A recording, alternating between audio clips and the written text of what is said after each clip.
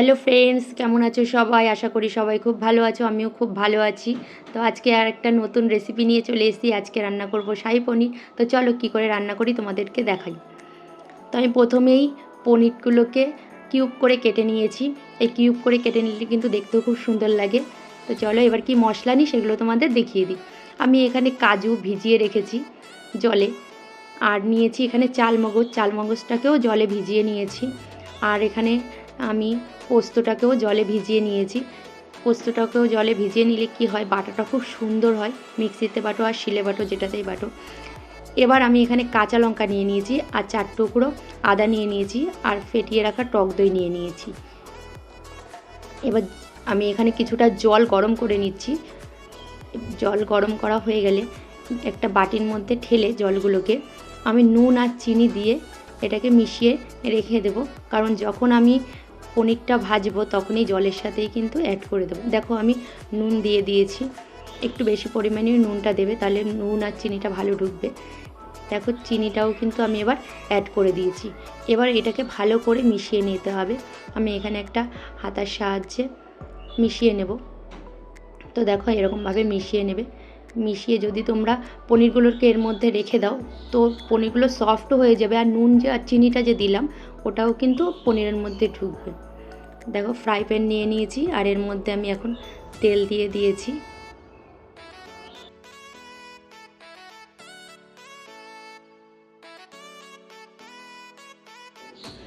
তেলটা দেখো গরম হয়ে গেছে। এবার এর মধ্যে আমি এক এক করে পনিরগুলো কিন্তু অ্যাড করে দেবো। দেখো সুন্দর এক একটা করে ছেড়ে দিচ্ছি এর মধ্যে। তোমরা খুব সাবধানে ছাড়বে, কারণ অনেক সময় কি হয়, পনির যে কোনো কিছু ছাড়তে গেলে কিন্তু তেল ছিটকে গায়ে আসে। খুব সাবধানে ছাড়বে। আমি এটাকে খুব বেশি ভাজবো না, হালকা একটা ব্রাউন ভাব আসলেই কিন্তু নামিয়ে দেব। এর সাথে আমি একটু লবণ অ্যাড করে নিচ্ছি। কেউ যদি চাও নাও দিতে পারো, কিন্তু আমি একটু অ্যাড করে নিলাম, এতে ভালো হয়। এবার ভাজা হয়ে গেছে, দেখো সুন্দর ব্রাউন একটা কালার চলে এসছে। এবার আমি এটাকে তুলে যে নুন আর চিনির জলটা করে রেখেছিলাম তার মধ্যে দিয়ে দেব। এক এক করে তুলে নিচ্ছি হাতার সাহায্যে।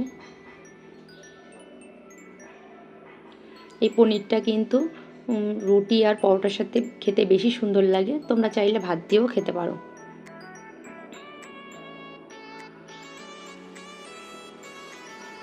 দেখো আমার সব পনিরগুলো তোলা কিন্তু হয়ে গেছে। এবার পনিরটাকে আমি দেখো সুন্দর করে তুলে নিয়েছি। এবার আমি ঢেকে রেখে দেব। যখন মশলাটা কষানো হয়ে যাবে তারপরে আমি জল থেকে তুলে আবার অ্যাড করে দেব মশলার সাথে। কড়াইতে যে তেলটা ছিল তার মধ্যেই আমি একটু গোটা মশলা, দারচিনি, লবঙ্গ, এলাচ, শুকনো লঙ্কা আর তেজপাতা ফোড়ন দিয়ে দেবো। দিয়ে দিলাম ফোড়নে। এবার এটাকে হালকা করে একটু ভেজে নেব, বেশি ভাজার দরকার নেই, হালকা একটু ভেজে নেব। এবার আমি এর মধ্যে যে বেটে রেখেছিলাম মশলাগুলো সেগুলো অ্যাড করে দেব। দেখো সুন্দর পেস্ট হয়ে গেছে, যেহেতু ভিজিয়ে রেখেছিলাম আমি মশলাগুলো, তাই সুন্দর একটা পেস্ট হয়ে গেছে। এবার দিয়ে আমি এটাকে লো ফ্লেমে কিছুক্ষণ কষিয়ে নেব।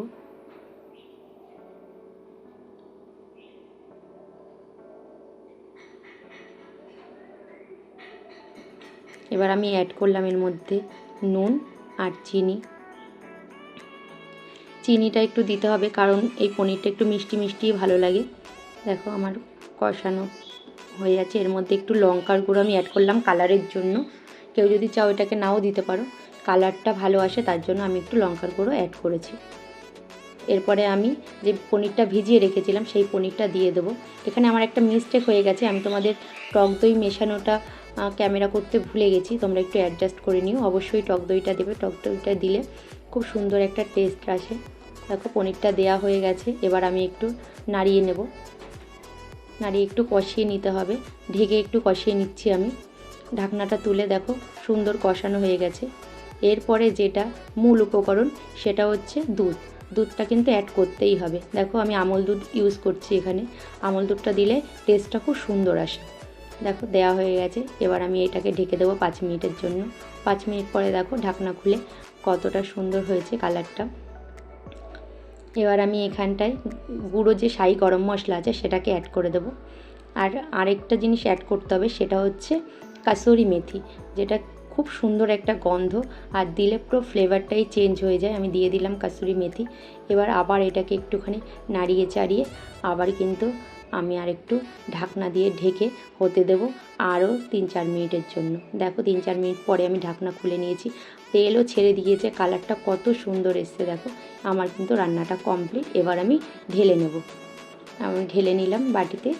দেখো কত সুন্দর কালার এসছে। কেমন লাগলো আমাকে একটু জানিও।